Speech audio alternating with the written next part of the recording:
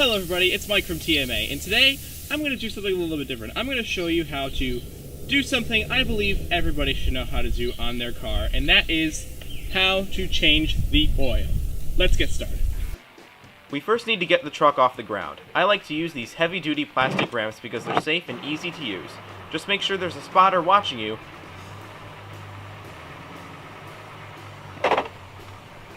and use your left foot to engage the brake once you're up. The next thing we have to do is open up the hood, find the engine oil cap, and loosen it. What this is going to do is it's going to allow air to enter the engine and will allow the oil to freely flow out the bottom. Next we have to remove the drain plug. That's going to let the oil flow into our drain bin over here. And to do that, we need to remove a few bolts on the bottom side of the car with ratchet and sockets. Remove these bolts one by one to reveal the oil pan and drain plug underneath the engine.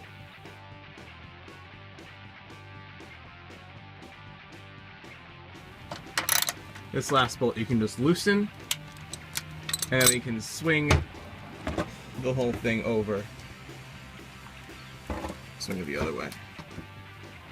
Loosen it some more.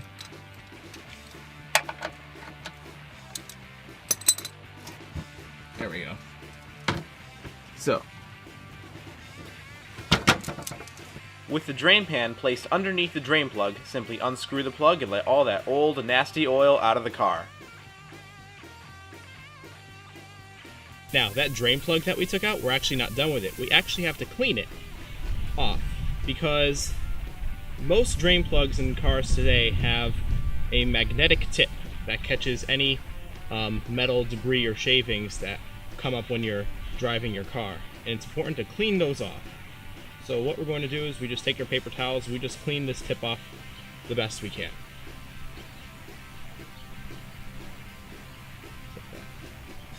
To do this job right, you need to replace the oil filter, which filters out dirt from the oil. You can pick these up at your local auto parts store.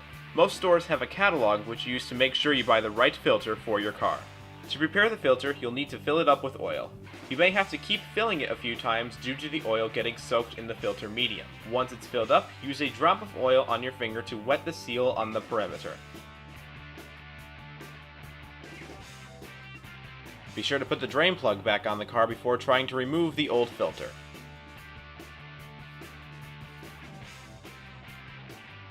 In this truck, the filter is off to the side and slightly above the drain pan, but locations differ. The filter just screws off, but if you're having trouble loosening it, like I am, you can use one of these filter remover tools, which grab onto the filter with great force. Removing the filter can often be the messiest step. Be sure to wipe down any areas the oil may have spilled on. Now you can screw the new filter back into place, taking care not to create any cross threads.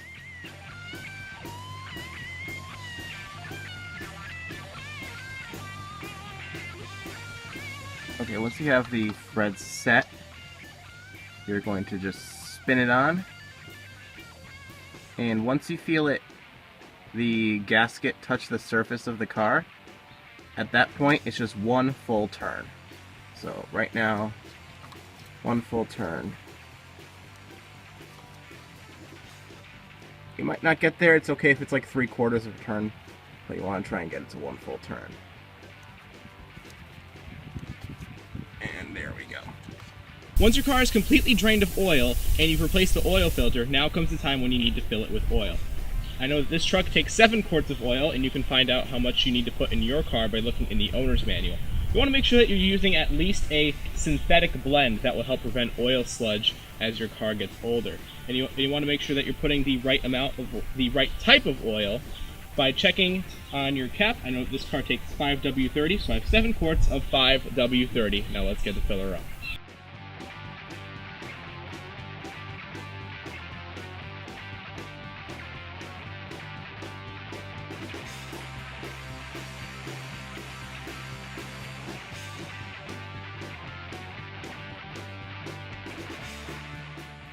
With the new oil in, we can now back the truck off the ramps and funnel the old oil into the now empty oil container, ready to be dropped off at your local waste collection facility.